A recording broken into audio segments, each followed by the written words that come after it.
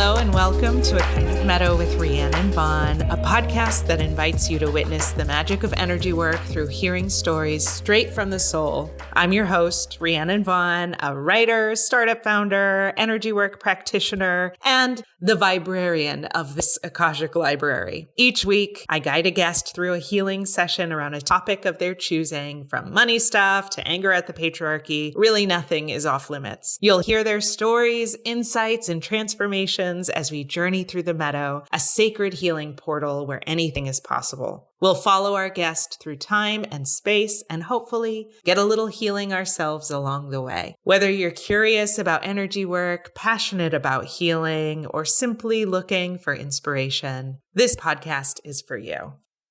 We are back with another healing session with a very exciting guest. But before we dive into that, I want to take a few minutes to talk about the future of this podcast, which feels like a very funny thing to say because it's still very much in its infancy. And by we, I mean me and the podcast, are still very much finding our voice. And because of that, I'm going to play with the format a little bit and see what fits. And so, I've been meditating, going for walks, thinking about, pondering my goals for this podcast. And the mission still very much stays the same. I think that there's so much healing that can come from even hearing someone else's session. The session itself, I think, lights up things in us that are similar, or hearing how someone processes it opens up so much about I never thought of it from that angle. And this reframe is the key to unlocking this whole series of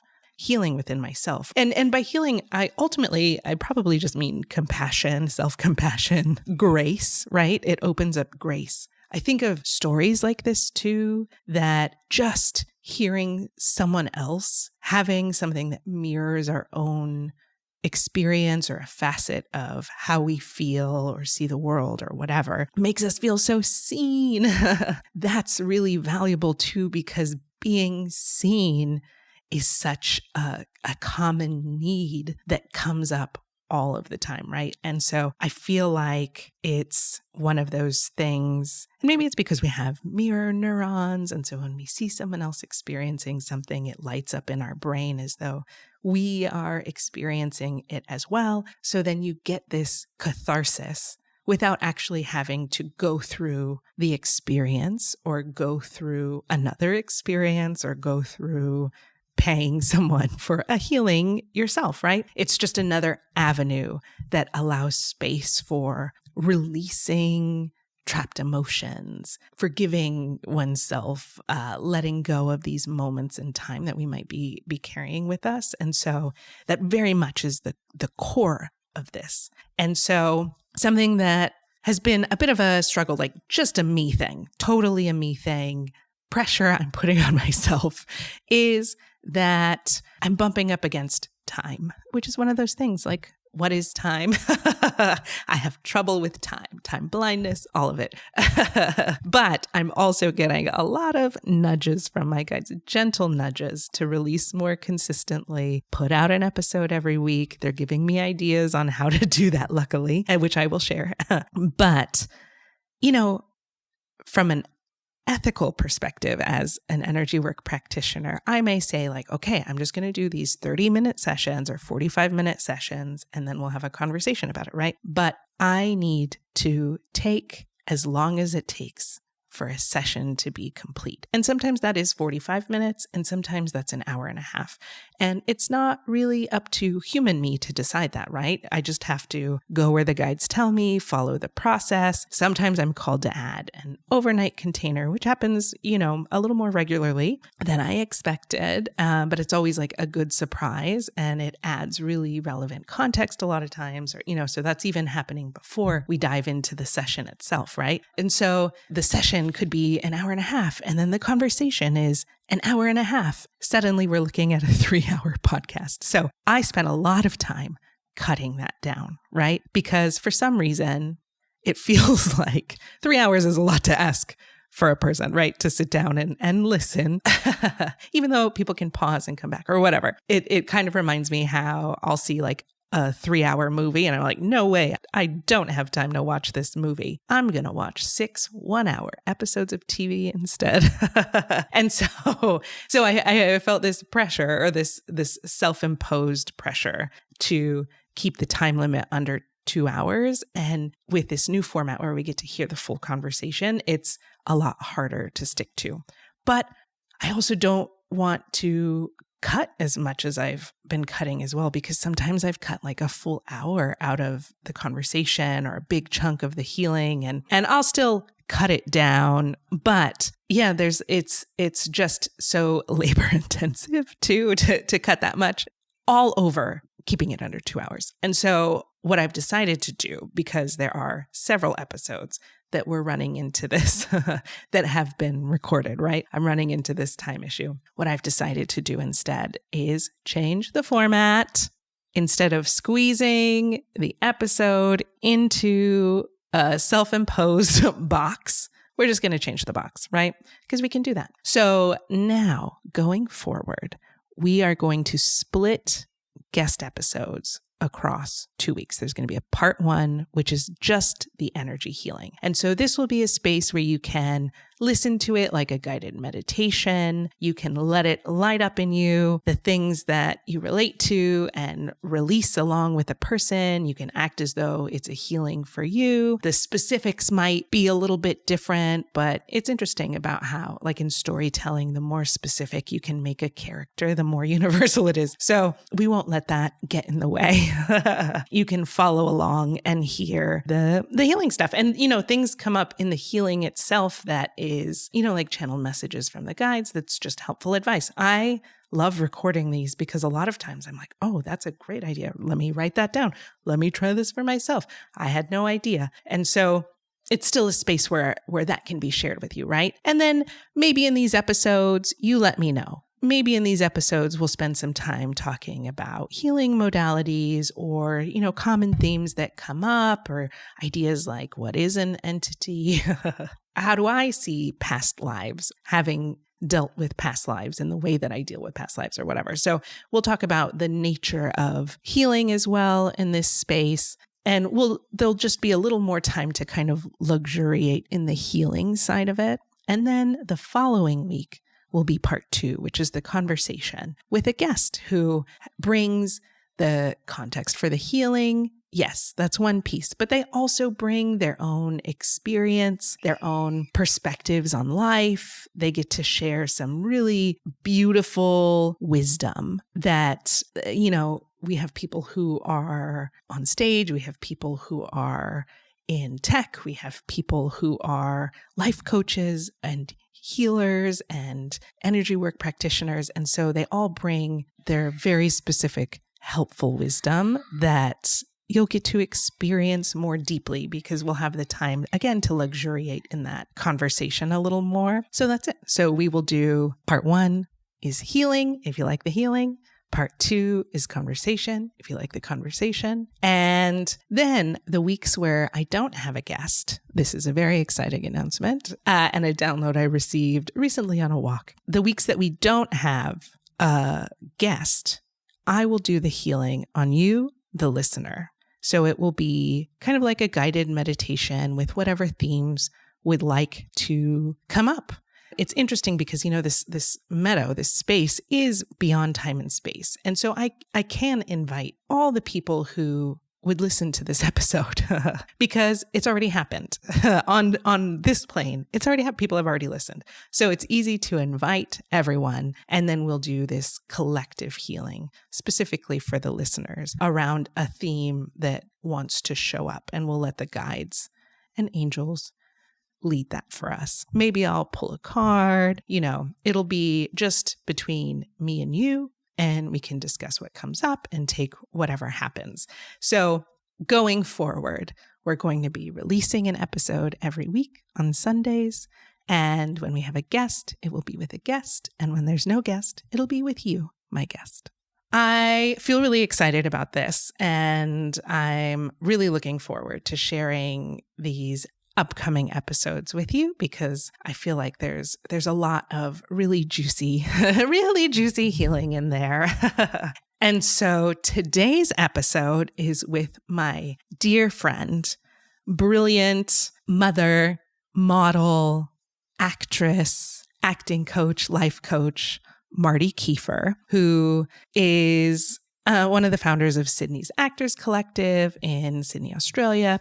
She wanted to do a healing related to, my father was diagnosed with lung cancer at the beginning of this year and died just recently. I guess it's been a few months now. Wow, time. Marti is also having some relatives who are sick and dying, and asked if we could do a healing around, having family members that are sick and dying. And I love when people come with really dark themes. It's so great because then the healings are never dark. It's funny because people are like, I want to do love and abundance and all that. Then it's like the darkest healing I've ever seen. And then when people are like, let's talk death, it always ends up being something that's like super light and like, let's go down a water slide, which you will hear. So we do talk about death and dying and grieving a little bit in this healing. But at the end of the day, it ends up being like a really magical journey through Wonderland.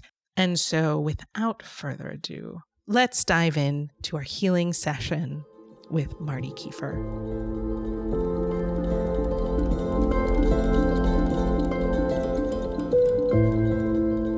Today, we did a healing around illness, sickness, and death and dying of close family, extended family, and connecting to releasing the armor or opening up in the face of other people's toxicity. And it almost feels like the illness is one level of it, but what really the illness kind of creates this ticking clock almost for wanting to shed the armor or feeling like something needs to happen. And so that's what came up today. So last night I was called to do an overnight container because it brings everything to the surface. And that's really what we want in these containers.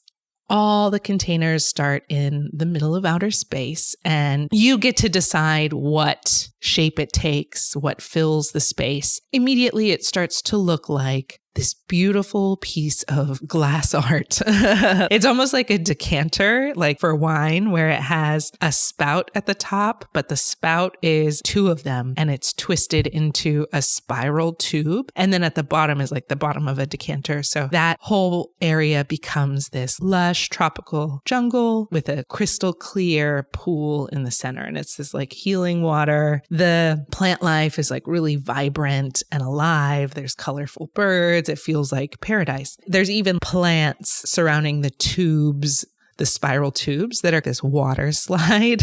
And you're at the top. When I come to the container, I see that you're already at the top of the slide. You're in a bikini, ready to have a good time in paradise. So you get into the spiral, slide down. It is this like rush of adrenaline because it's massive and it goes kind of fast. And because it's also a spiral tube, it's hard to see where you're going next. Like you can't see beyond the next bend. And so it's exciting and scary and fun, and you fall into this crystal pool in paradise, and it feels amazing. It feels like you're going to spend the evening just going down this water slide. Now, when you get up out of the pool, it feels like you want to climb back up to get to the top, but it's glass. And so it feels really slippery and you can't get very far back up the spiral. And so we have the angels build you this ladder, and it's a ladder that goes straight up the side of the container in its own glass tube. It's clear, so you can see outside into space from it. It's a really tall ladder, like 1,000 steps or something. And so you go and climb the ladder to get back to the top, and it's so exhausting. It feels like a really hard fought win when you make it back to the top, and then you slide back down again. And this is what you're going to do over and over. If you need to take a break, you take a break in the pool. It's an exhausting, good time. Now, here's the thing about spirals. I have a friend who does energy work, and she often sees shadow work as like moving up and down a spiral. All life happens on a spiral, and you move down into the shadow, and then you move back up into the light. And as far as you go down in the shadow, that's how far you go back up into the light. But it looks like you never really go. I guess part of it is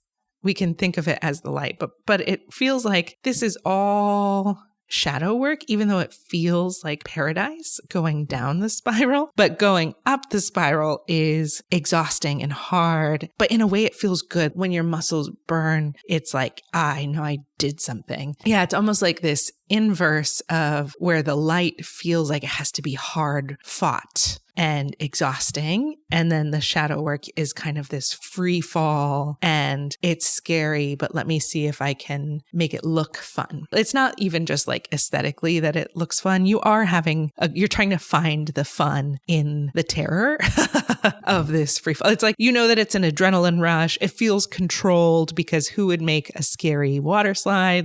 It's not like dark and scary, even though if we take another look at the jungle, it is a little bit like you can't see a lot. So it's almost like you are in the dark, or you can only stay focused on this like very narrow part, because anything past this pool, there's like animals and who knows what out there, right? But in this one specific spot, it feels really safe. So then I ground the container into the center of the earth so that this energy is grounding, and I plug the container in to the center of the universe, which is like source energy, pure source energy, so that there's this like abundant flow of your essence flowing through this container and grounding into the earth. And then we call in your guides. When we call in your guides, you're like, how about you stay out there? It's glass. You can watch me from the outside, but do not come inside the container. And, it's up to you. So they stay outside and they watch you from the outside. And it almost feels like the energy that's inside of this container is all that you can manage without it becoming like, if we just bring in one more drop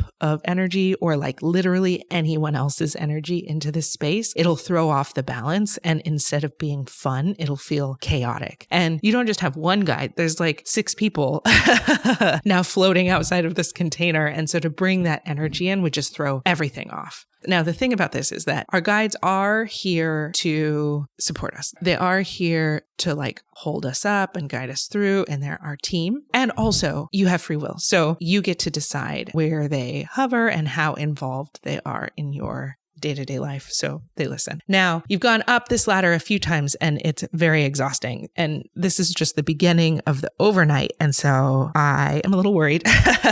Like, oh, you don't have to do this. Like, if you get tired of this particular thing, I just want you to know that you can snap your fingers and think of something else and change the venue. And so you're like, okay, let's try this out. And you snap your fingers and suddenly you're in this like luxurious ski lodge in your room. You're in bed and it's like this big, fluffy down comforter, and you're in like all white. Everything seems really warm and cozy. You got hot chocolate. There's a fire in the room and it's really warm and toasty and beautiful. And you pull the blanket off and you're in this like luxurious white ski gear.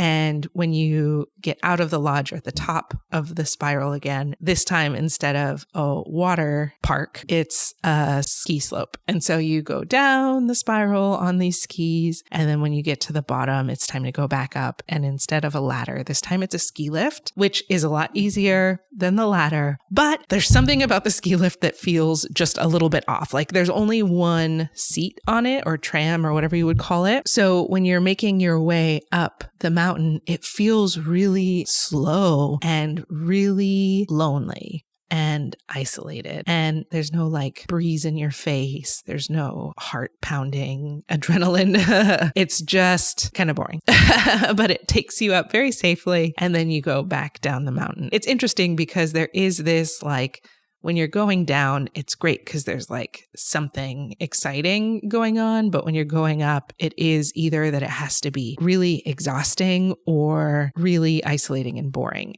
This is probably something that we will address through the healing so that it is equally fun and exciting to go up into the light, because the light is where we're like, vibrant and wealthy. And I mean, you could be wealthy in the shadow too, but it's like the place where everything has been brought to light. Like most people have it the opposite, where it's like hard work to burrow into the shadow. And then like, whew, finally it's easy again. But it almost feels like the opposite here. And so I leave you here overnight to really push yourself to the limit, exhaust yourself, do this over and over again. There's something about the repetition too. It's almost like when kids are caught smoking and the parent is like, oh yeah, you'll never smoke again after this. And then they make them smoke a whole like pack of cigarettes and then they get so disgusted by it. It's almost like that's what this overnight container does, is that you do it over and over and over again until it kind of loses its fun or it loses its challenge. It loses all of that, and all that's left at the end is you. You like face yourself. You see how far you can push the limits. So when I come back the next morning, you've been going between the ski lodge and this water park all night. It's almost like summer and winter, summer and winter, summer and winter. And when I come back, I find you in the pool of summer. You're like at the edge of the pool and your arms are resting outside of the pool and your chin's kind of like on your arms and you're like, you've been doing it all night. You're not quite exhausted, but you're like bored. That was fun. And now it's lost its fun. And I don't know, I'm not in the mood for it anymore. I'm just going to sit here. And where you're sitting, you're like towards the edge of the glass and your guides are like still outside the container watching you, but they're at an area where you can't quite see them. They're like behind you. And so all you can see when you look ahead is your reflection. And it's kind of like you're sitting there staring at yourself and all that you're left with is you and your reflection. And it's almost like you are scanning your reflection, like looking into it, hoping that your reflection will tell you something, give you something about what to do now. But here's the thing. I know that mirror work is really helpful. And, you know, I've been advised to do it before. It's really great for people who have like maybe a hard time looking at themselves, facing themselves and just like stripping away everything else and like looking into your own eyes and connecting with yourself. But some people are also really good at that. And like I can think about a time in my life where mirror work was really challenging. And now I try to do it and I'm hoping to have this like profound experience or whatever. And there are just certain things where it's already like, yeah, I see me. I see me. I love me. I have a lot of positive things to say about myself. Sure, there are things that I would want to change or whatever, but even that feeling is so small that it's fine. Like I'm sure some of it comes with age.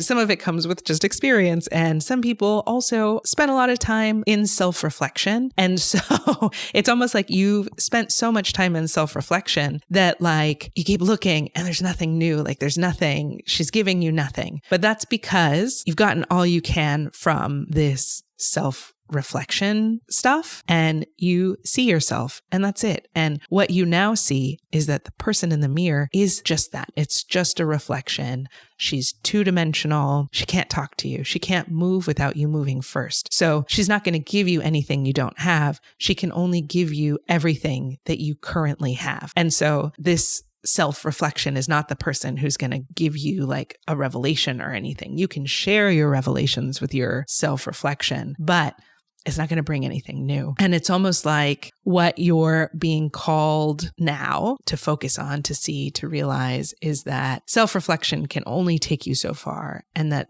a better mirror for you now, which it's almost like what the guides are showing me here is that you have to have a foundation of being able to look yourself in the mirror. You have to have a foundation of a certain amount of self-reflection and seeing what revelations do I have today? Who am I in these circumstances because of what I experienced today? How does it make me feel? Who do I actually want to be? All of these things are very foundational, but because you already got it, the next step is to use other people as reflections, right? It's like relational.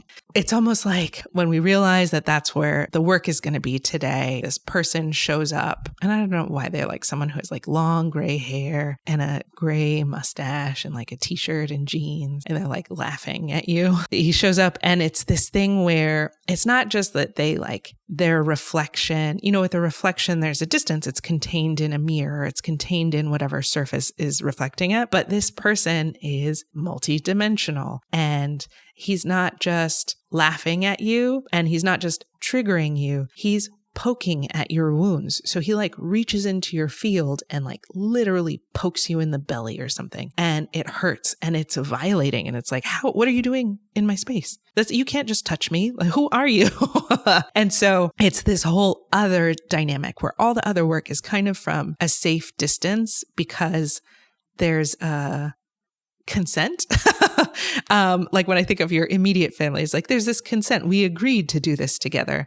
But this dude, it's like, I don't know you. Who are you? Why are you coming into my field? And even though they're like family or friends or neighbors or like people that you actually know, it's like, no, you can't just poke me. But that is the only way to do this work, it feels like, because there is something in this lesson. It's not like you have to let people touch you or like violate you or whatever, but it's that there is something in this violation that's important for you to know. And even though it feels like someone literally reaching in and touching your body, they're still only doing it metaphorically. It feels like they're grabbing your physical body, but they're not. It's just energetically, unless they do also grab your physical body, that happens. And so they're still like the same. It doesn't make it okay, but it is part of like what's wanting to be revealed from this particular type of work. And it's really hard work. It's not 101, right? It's not just about self-love and self-worth from this level of me in isolation on my own, or even me in romantic relationship or like immediate family dynamics or whatever. It's moving towards the greater world. It's a harder thing because of justice,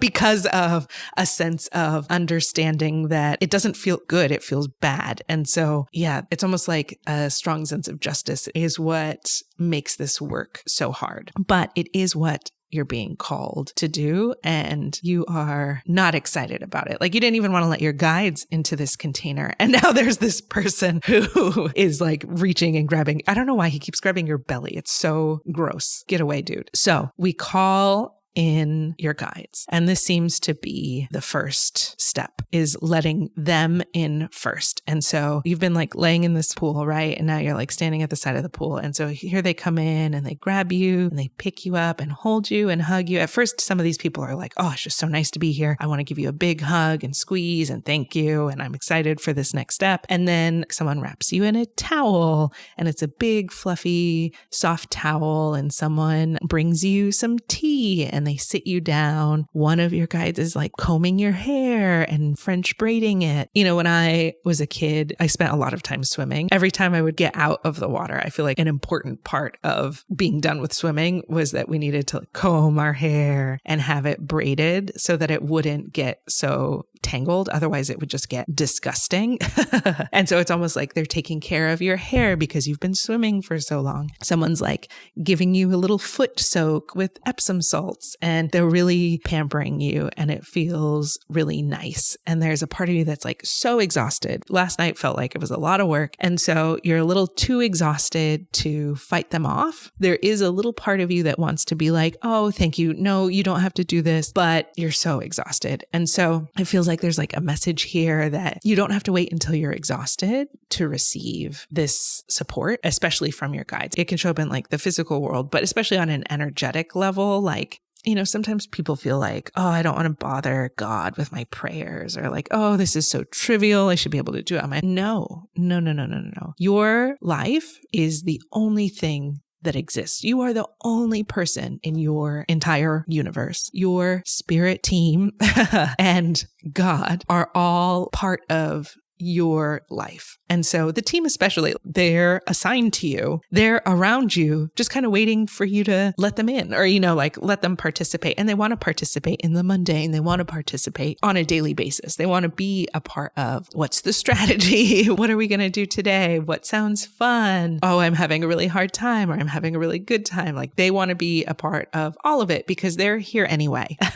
Sometimes it's okay to receive even when you're not fully exhausted, when it feels like you should be able to do it yourself. Sometimes that's like the best time to call them in, when you feel like you don't need the support, because it almost is like it extends your battery because you're not getting all the way to empty before refilling, right? Yeah, there's like a party that wants to push them away, and also it feels so nice. And so we just kind of let you receive this pampering so that you can feel the receiving. The receiving is really important. Okay, then it's time to do, once you've like recovered a little bit, it's time to do the work. And what you start to tell your guides, they have you sitting on this mushroom, it becomes Alice in Wonderland. And so we're going to spend the rest of the healing where you're like Alice from Alice in Wonderland, and your spirit guides kind of take on all of the kooky characters that she meets in Wonderland, and other characters show up. Like, it's all very Alice in Wonderland. And I wish I knew more about literature so that I could speak to the symbolism of this, but maybe you know. If not, I'll do some research about what that story is actually about. So you are now Alice sitting on this mushroom, and it's like, okay, guys, here's the deal. You feel like you spent the whole night kind of being stripped of all of these tactics, and we can call them defense mechanisms, but it's not just defensiveness. It's also just like strategies we use to navigate the shadow, the hard times, right? And so they don't have to be armored or defensive. Some of them could be really brilliant and soft and open, but sometimes those strategies were acquired at a different time and they just don't fit anymore. So it's almost like you used them all up and you're like, I don't know if this is I don't like it anymore. It doesn't really fit me anymore, but I don't know what to do. So you're at this place in the in-between where you are ready to let go of the old strategies, the old ways, the old habits, and you know there's strategies and habits and things that you need to do. It's almost like this feeling of, God, I need to like forgive this person and let down the armor. There's this ticking time clock or whatever. And so I need to do these things, follow these steps, or I need to get to these places. It's like you don't know what the steps are, but you know you need to get to this other place. So you're in the in-between right now, letting go of the old. You don't quite have the new, but you know what you're supposed to do. And what we're being shown by these guides is that what's kind of keeping you in the middle here is that the thing that you're supposed to do is not what you're supposed to do. Like, it's a bunch of stuff that, like, it's the stuff that you know is the right thing to do. They're tips and tricks and healing strategies that other people have used for themselves, but there's just something a little bit off that doesn't fit for you. The reason you haven't done it yet is because it's not quite right. It's almost like you and these strategies, we call them this in, like we let it take shape so that we can really work with this like idea of what you think that you're supposed to do. And it becomes this box. It's like a cube shaped box. It almost looks like a birthday present or something without the bow. And so when it comes into your hand, we realize like, oh, it's got all this like manic energy almost. It's like a little bit chaotic. And if we were to lift up the lid, it's this Pandora's box. Like it would explode and splatter everywhere and send out all this chaos. Really what it is, it's filled with all these people's ideas, so many people's ideas and strategies and tips. And some of them conflict with each other. A lot of it conflicts with you. There's like a lot of tension and it becomes chaotic. Like trying to implement all of them is also just not possible, like, especially as like, number one, like a woman and a mom. And I mean, I think about this a lot. I'm like literally trying to write a play about this, but you know, Buddha, Siddhartha, abandoned his family to go meditate under a tree. But like he just left them and he's like, oh no, this is my greater purpose. And we all celebrate him or whatever, but that's not practical for everyone. Even like the most, you know, he reached enlightenment and that's amazing. And that's what you are trying to get to is enlightenment. So there's like this tension between like, yeah, he did this thing. And if I just follow these steps, but also like in reality, what he's doing, it's not realistic. Or it's almost like in this Pandora's box, there's like ancient texts, there's books, self-help books, there's podcasts, there's Instagram advice, you know, stories and anecdotes that people have told you. There's just like so much that it's become cluttered and chaotic. And it's like really hard to do things that we don't want to do. It's almost like there's, you know, some people are good at doing it anyway or pushing through, but there's still always this like oil and water feeling with it where it can't truly integrate or you can't truly embody it because it's not gonna mix with your field. Like there's just a difference. You know, at first when I was watching this, it felt like it was magnets that had the same pole. So they just like could never come together. And it kind of feels like that where it's pushing at you. But even more than that, I think it does feel like you're water and this stuff is oil. And if you try to mix it, you can like shake it up. And for like a few seconds, it feels like it's all mixed together. But then the little oil bubbles just slowly rise to the surface and there it is. And so that's what all this advice feels like.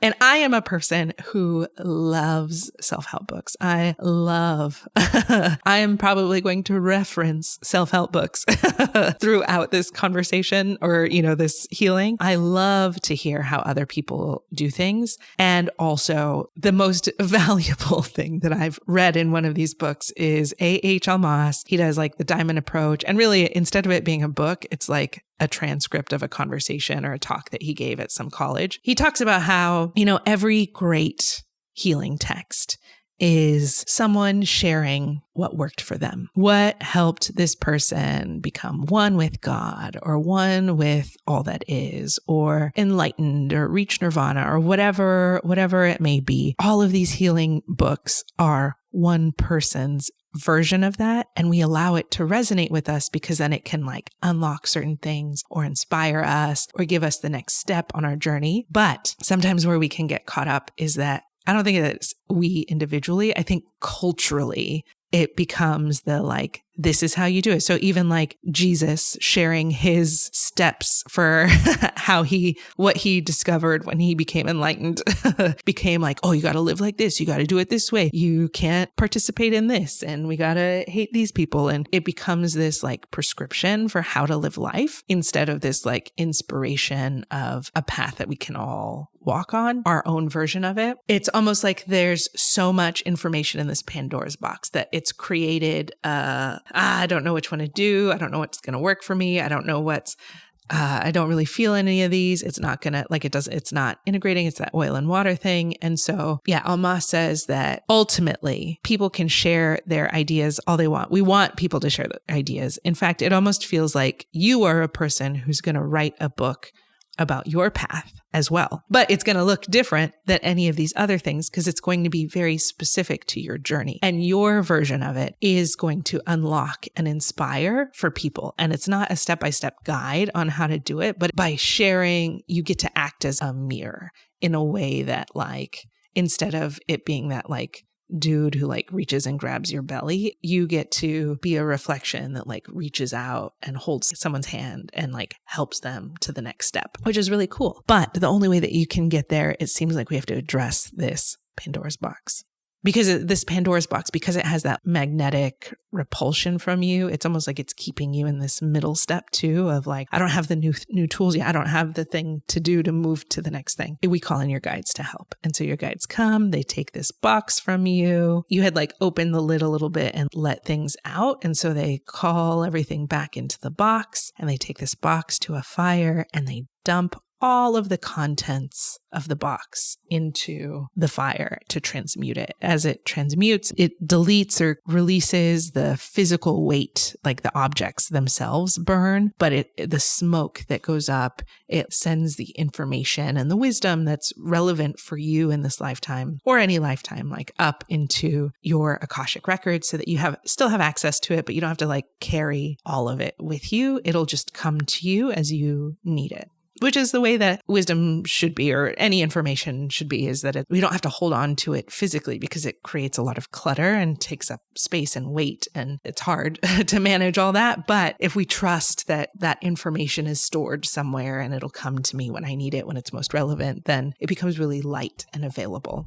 I was expecting your guys to throw this box into the fire too, but they keep the box and they bring it back to you. They are saying that it's time for you to fill this box with your stuff. it's interesting because there's a party that wants information like, oh, okay, here's a nugget, here's a wisdom on a strip of paper or whatever that's good. And they're like, okay, you can put that in the box, but actually it's not for your brain to decide, it's for your heart. This is when they step back and have you meditate. So you're like still on this mushroom as Alice in Wonderland. As you meditate, your heart center starts to glow, and it starts to glow this like bright gold. It becomes like this sunlight energy that just like gets brighter and brighter and brighter. And it's almost like we can barely see you anymore because it's just this bright gold heart energy. Another book that I read talked about the 9 dimensions or something of reality. I want to say that the 9th dimension, like, I don't remember, but there is a dimension that is our heart center, and it takes us to our source energy. It's the portal back to. So this is like the version of reality that I believe, that some people call it God, some people call it the universe. I actually think that there's an infinite number of universes. So it's not even the universe, but it's the all. And the all is everything. And it's almost like we are a neuron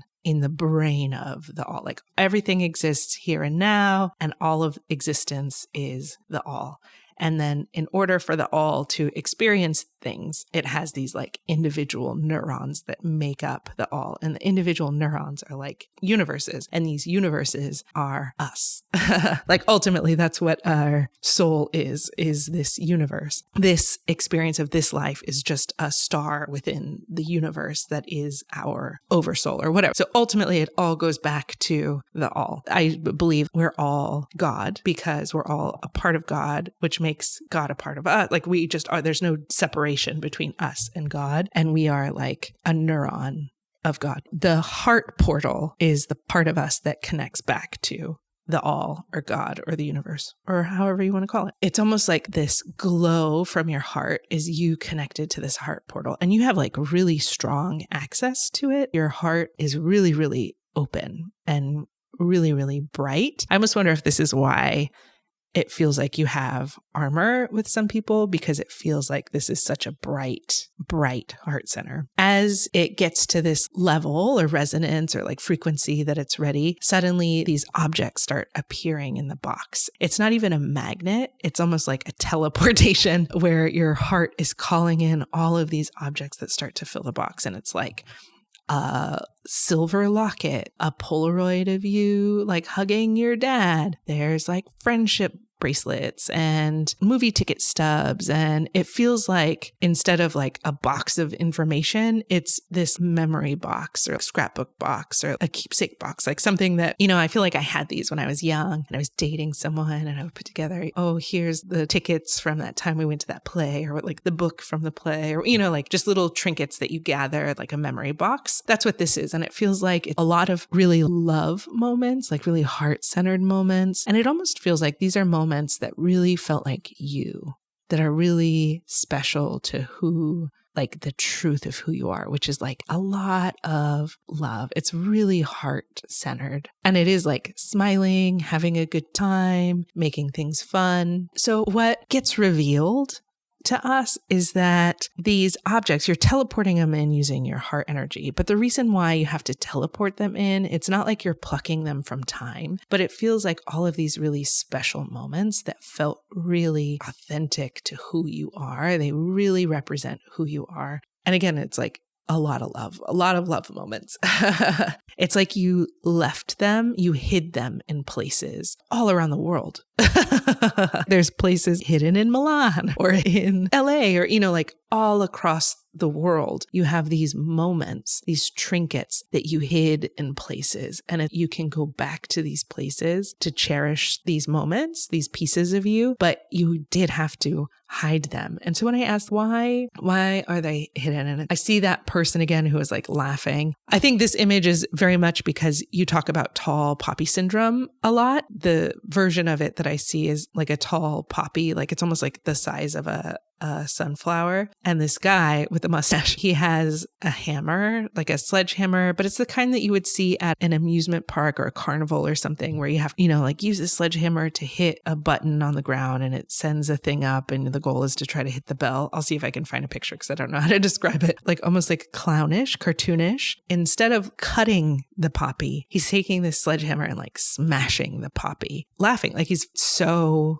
funny. It's so funny to him. And so these poppies are like these pieces of you, these moments in time that really reflect you. And it feels like he's coming around and smashing it. And it's really painful. What you've done as a strategy is you've taken these moments and you've hidden them. So no one can take them from you. No one can smash them from you. And it almost even feels like, because I feel this way too, is that there are certain things that feel like I lost, or moments in time or pieces of me that got lost when my mom died. It's like that went away too. Or like if I moved from a place, then yeah, like it's an opportunity to reinvent myself. And also these moments that I really cherished kind of like got lost. I mean, I feel like I talk about this a lot, so it must be really important because I say I say it out loud, but it feels like I don't have people who held my memories from childhood. And so there are certain places where I've like hidden things, hoping that it'll make them last longer. But there was a lot of my stuff like from my life that got just thrown out. I remember when I got moved to New Mexico, I wasn't expecting it. And so my stuff was still in my locker. So I lost my all-star jacket from a really important time to me. And so this symbol I know just got thrown away or hopefully donated. But when they cleaned out my locker, they probably just tossed it. And so it almost feels like there are these things that happen to us that it almost feels like these moments get thrown away. A strategy was to hide these moments. But the thing about this strategy is that, yeah, it does protect them, but it also makes it a lot harder to connect with. Like to connect with them, it feels like you have to go to certain cities or you have to go to these places to revisit this part of you. So they're like far from you and they're outside of you. And so it becomes this like external thing of needing to do a certain thing or be a certain place to experience this really like love moment. What your guides are doing with this like heart energy is it's like recalling all of these pieces. So it's teleporting these pieces that you've scattered all over the place to protect them and bringing them into this box. It's now safe to recall these moments and bring them to the box. What's interesting is that even the moments that felt like they got tossed because you couldn't hide them in time, like the thing that triggered the needing to hide this stuff also gets recalled because no one can actually destroy it because it is a part of you. And so once you've recalled all these moments and this box is full, the guides put the lid back on and they have you meditate with it for a second. This box gets put into your heart center, this portal, right? When it makes it like fully into your heart space, it sends the energy of all of this throughout your whole body. This box became a key. Your heart portal was this keyhole and this box is the key. And so like it unlocks, it reintegrates all of this into your body. And then the key unlocks this like fence, this electric security fence that was just outside of, it's like at the edge of your auric field. So not only could people not like reach and grab your belly, but they couldn't even get into your field at all. Like it protects a wide area around you. It drops the fence. At first it feels like, oh no, now I have all these things with me and people can squish them or squash them or whatever. And so what we're being shown is that now that these memories are a part of you, the guy with the sledgehammer, he's like going to squish a poppy. Like first he squishes a poppy on his side of the fence. So it's not even in your field. So it's not yours, but he does it because it's like fun. Like, oh, I really love like squishing these poppies. Then when he goes to find one of yours, there aren't any. There's no like poppies in your field. And all that's left is, it's almost like one is now growing out of your head. And so for him to squash it, he has to squash you. But it's one thing to smash a symbol that is not physical, not real. And it's another thing to like smash a person, right? And smashing a person is not appealing to this guy. Like that becomes, then he almost has to be made aware of the pain that he's causing because there would be like, oh, she's unconscious. Oh, she's bleeding. This is really bad. But when you're just squishing the symbols or the poppies, it's like no pain, like there's no pain. So physical pain that I can see. So I don't have to confront my, like what I'm doing to people. When you're like, yeah, do you want to squash it now? And he's like, oh no, this isn't fun anymore. And so he like drops the sledgehammer, which then gets dissolved, absorbed into the earth, and he leaves because he's like, this isn't fun anymore. I don't want to do this. And then he takes off. What you're being shown is that you don't have to hide these things outside of yourself by allowing them to be a part of you. No one can take it from you. Whenever something is outside of you, it can be taken from you, but only like the thing that we hide these pieces of ourselves in. And it's almost like I'm seeing, okay, so here's a job and I'm hiding this memory inside of this job. And then all of a sudden I lose this job. And so that job can be taken away from me. And because this job is taken away from me, it feels like this piece of myself gets taken away from me too. But really, it's only because I'm hiding that piece of myself in the job. The only thing that gets taken away is the job. And I can always have that piece of me. But because I'm putting it in things outside of myself, it feels deeply personal, or it feels like I'm losing that piece of myself too. And so by recalling all of these moments internally, you start to see that it's an illusion. So the poppy is only a symbol, and they're not hurting you by smashing the poppy. It's a trick. The poppy is in their field. They're not smashing your literal poppies. They're smashing their idea of the poppies in their field, like a magic trick or an illusion. It looks like they're hurting you, but really they're only just smashing things because they got stuff to work through. By bringing all of this stuff inside, it's now protected in a way that you don't need these walls to protect you anymore because no one can smash it. And even if they tried to smash your physical body, that still doesn't smash these pieces of you because they already exist. They already happen. Yeah, this becomes really integrated, and then you get up from the seat and your guides are all happy and celebrating. And then as you move a little bit further into the jungle, there's that big caterpillar that's like, who are you? It seems like that is the next thing. You already know who you are, but it's almost like what you're being called to do now is trying to shift these moments into being like a test. It's almost like all of a sudden the world becomes this classroom and you have a test and you're like, fuck, I fucking hate tests. Your guides come in and they take this classroom and throw it away. And instead what's left is this caterpillar who's like, who are you? These people become opportunities to decide, who am I? What is important to me? Okay, I care about being kind.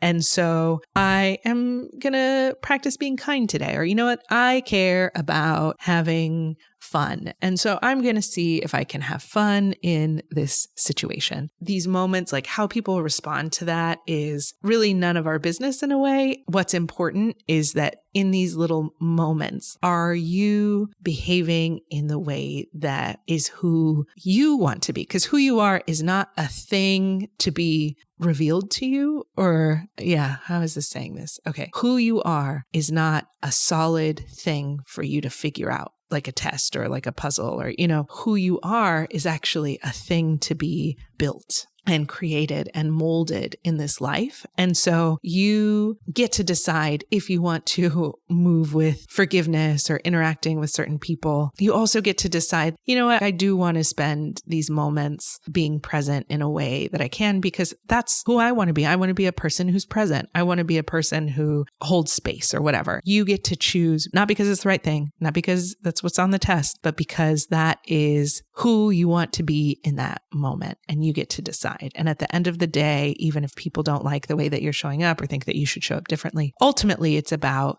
you being in integrity with who you want to be and what you want in life. And so that's what's really important is, what do you want? What do you want? What do you want? And who are you? Is made up of these moments of showing up how we want. Yeah. And so, it feels very much like moving through the world guided only by what is it that you want? What do you want? Okay. From this place, it feels like, what do I want? Because you're still Alice from Alice in Wonderland. And so you're like, I want to jump on this mushroom. And so you jump on the mushroom and it becomes this trampoline. And suddenly it launches you up way into the sky. And you're like above the top of the container now, just floating in space. You start to float down back into the container and your skirt turns into a parachute. I feel like this is a scene in Alice in Wonderland. And then you land on the water slide and then you go back down. And then going down into the water, it takes you into an underground tunnel that takes you back up like a tube that shoots you back up into the space again. Instead of just going to the top of the slide, now you're like going higher and higher into space and floating and suspending yourself there for a minute and seeing the beauty that's in these upper realms, where before you were kind of limited to just the top of the slide. You never got to expand deeper and higher above the slide. Suddenly, this new space that you're in by like seeing what you want, it like opens up this new realm of discovery for you, and it becomes really fun. And now the way up is not just hard work and like,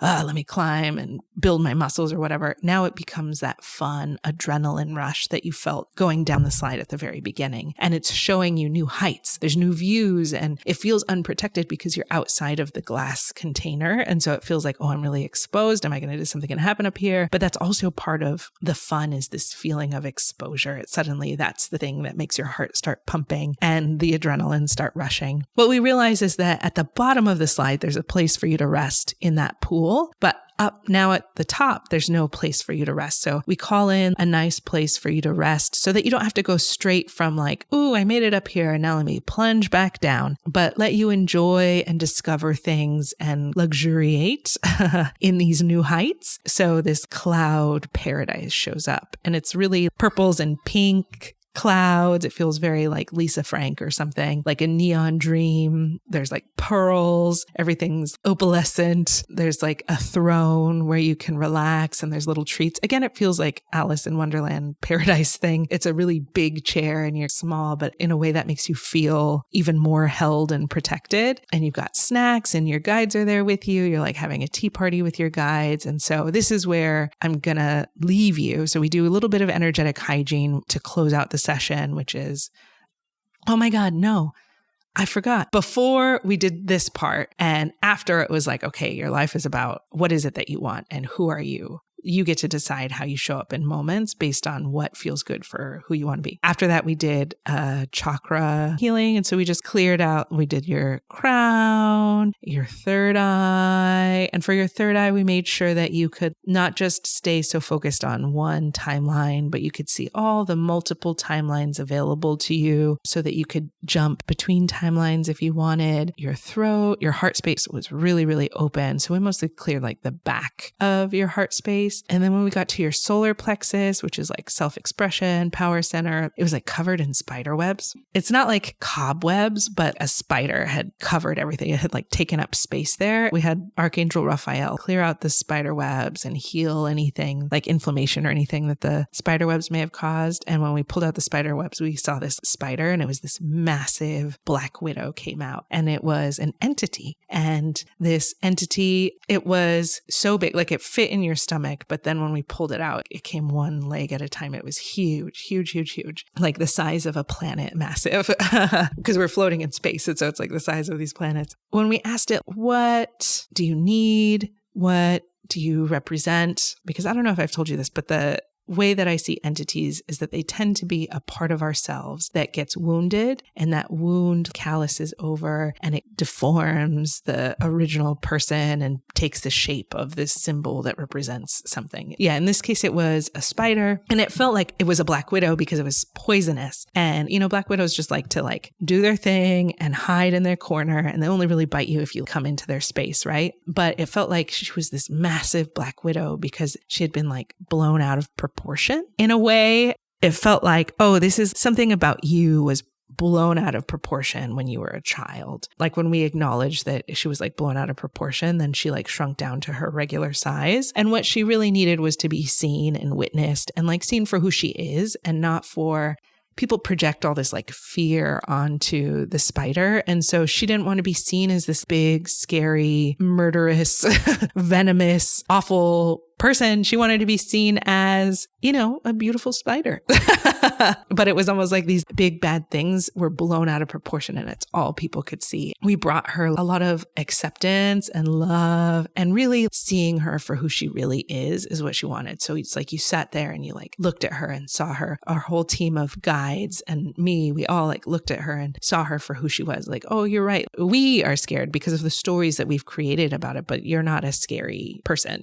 When she got everything that she needed, she transformed back to her original form, and it was you, and you looked like you were like 6 or 7 or something. And it was almost like this version of you, an aspect of your personality had gotten blown out of proportion. And you were like, but I'm not bad. I'm not whatever it is. I don't even know. But it felt like it had been blown out of proportion, and all you wanted was to be seen for who you are. And you're like someone who has this like really open heart and a lot of love, and this other idea of you kind of got in the way of that. And it's almost like this is the version of you that was this Black Widow, is the version of you that decided to hide all of these moments and scatter them. And it's almost like partly because people didn't appreciate them, people squashed them, people got rid of them to maintain a very particular story about you. And so if people weren't going to respect them, then they don't have access to it. Or, like by seeing this version of you for who you really were, it offered her a healing. And in that, like you went to give her a hug and she reintegrated back into your body. And so we allowed her to become integrated into you again. After that is when you did the trampoline and you got to go higher in the heavens. And so it's like, okay, this is the place we're going to leave you, is in these new heights, resting in heaven. We did the energetic hygiene, which is updating contracts, recalling any energy, deleting a lot of stuff creates a lot of space in your field. And so we just refill that up with more of your authentic essence. We released any karma that was ready to be released. And karma is really just momentum from choices that we make. And so it clears the slate to be able to create new momentum. That was it. And then I wrap you in a Reiki bubble, and I wrapped the whole cloud that you were floating on in this Reiki bubble so that it helps you integrate this healing over the next week. And that was it.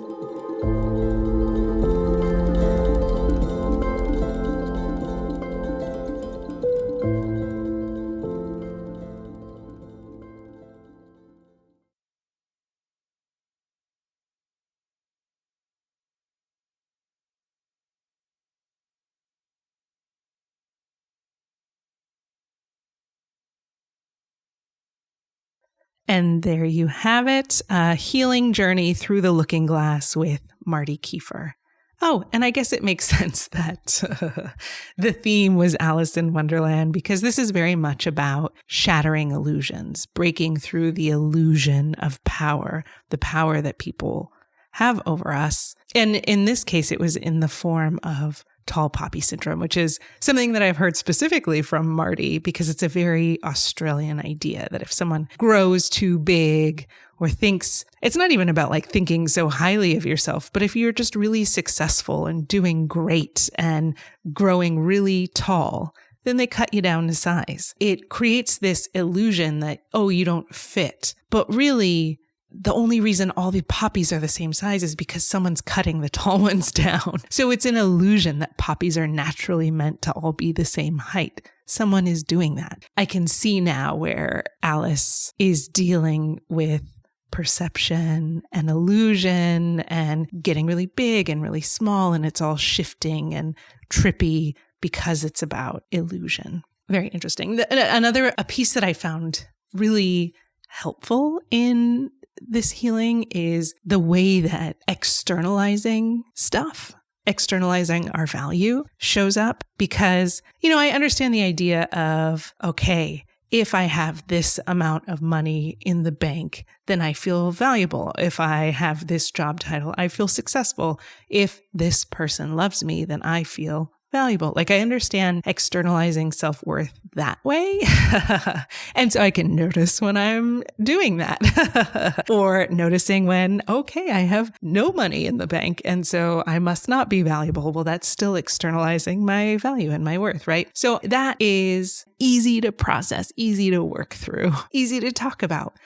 But this idea of taking inside stuff, inside moments in time, and hiding them in places, I think is another way that we externalize our value or externalize our worth that is so subtle. And because it's the inverse, it's like, no. I know this part of me is precious. And so in a way, it is this like, we're taking our internal stuff, but when we hide it in the external, that was such a helpful image because I think that's where I get stuck too.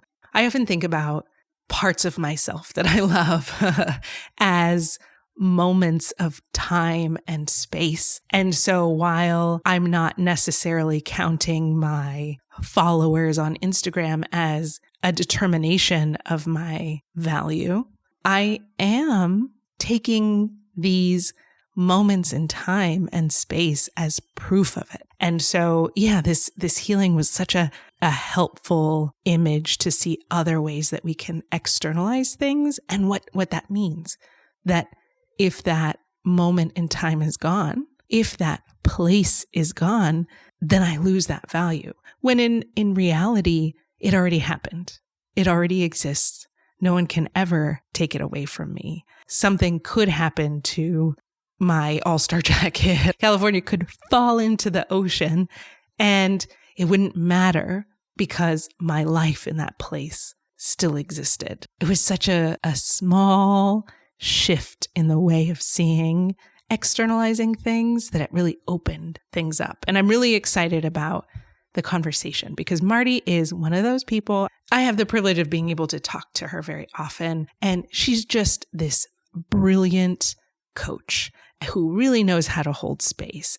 And so I'm very excited for us to dive into a conversation with Marti Keefer, who brings so much wisdom into her processing of the healing that I can't wait for you to listen. Now, in this healing, Marti does get an overnight container. And now the overnight containers have come up in a few different episodes now.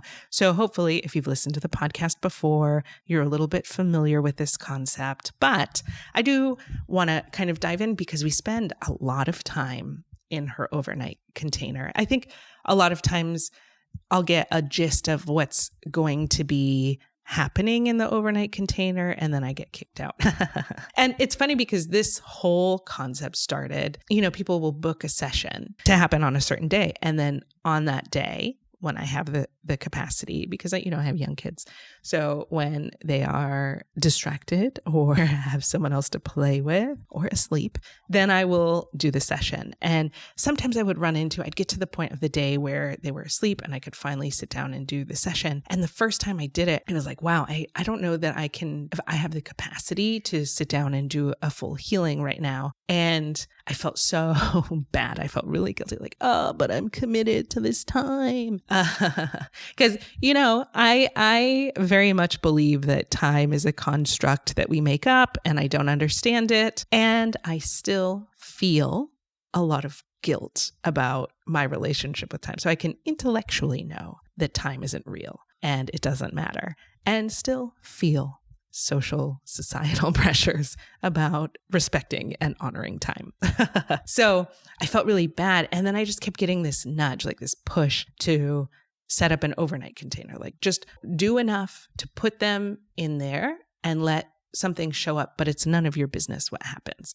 You can see the structure so you can speak to it, but in the morning after you've rested, you'll do this. And it's going to happen overnight so that though what I was told is that it goes deeper into the subconscious because usually the people are asleep. And so in the dream state, they'll be able to work through some things. And some people will see the dream, some people won't. It doesn't matter. Just know that it's happening in this other realm on another level, like just pulling out the weeds, getting a lot of stuff to rise to the surface so we can go straight to the source.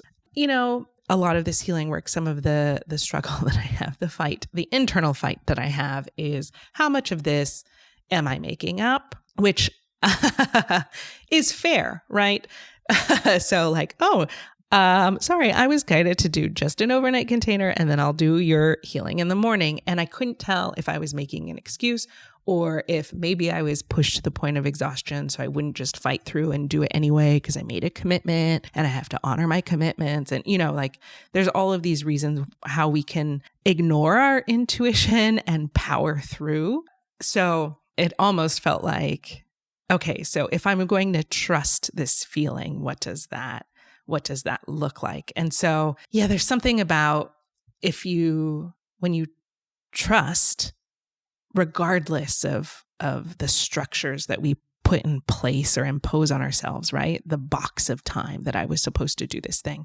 Sometimes it's like trusting is accepting that like it is a little too late or I'm a little too tired. And so maybe it's a little too late and I'm a little too tired for a reason, because I need to get out of my own way because I'm getting in the way of what could really be happening. I think I've mentioned this before, but once I listen to the nudge, it's like my guides gift me with a little more information. So I come back the next morning and there's all of this information about this overnight container. And it seems like it was really valuable. And the feedback I got is like, whoa, I had really vivid dreams, or whoa, I slept all night, or whoa, I slept for 14 hours, or, people could feel the difference. And so by trusting it, I got this confirmation or this validation in all these different ways. And so I was like, maybe this is a thing. So I started to honor it more. And when people are called to have this overnight container, then I will respect it. And it's become its own thing. And so what's interesting is that with this overnight container, it felt like a very big part of the process, and that the overnight container was the primary thing. And, it's interesting because Marti has told me that she likes to work on things in her own time and space and then come together and talk about it once she's had a little space on her own. So it almost feels like the way that this healing takes place, it feels really different, to me at least, than a lot of the other healings in the past, because it's really talking, like I feel like I'm talking it out more than doing stuff or witnessing stuff, right?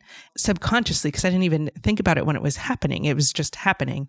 Looking back on it, it really honors the way that Marti likes to process things. So it feels like we match, right? We match the vibration. I've heard people say that you don't heal people, right? Healers don't heal people. Healers hold space for people to heal themselves. And so in a way, I do my best work when I am listening to what I'm being shown to do and I'm honoring what I'm meant to do. And sometimes it's just holding a space and letting someone do their thing and then coming back to chat about it after.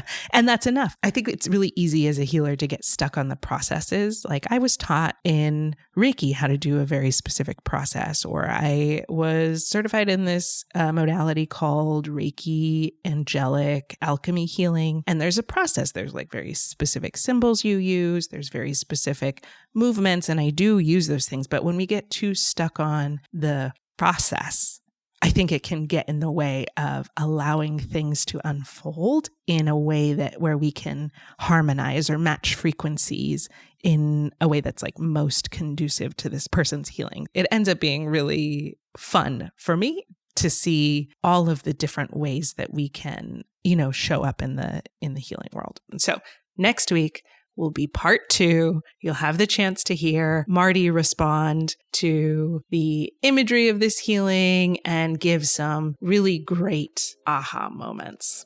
So I hope you found some magic from this episode and that it helps you shatter illusions as you journey forward on your path. Thank you so much for listening, and I'll see you next time on A Kind of Meadow with Rhiannon.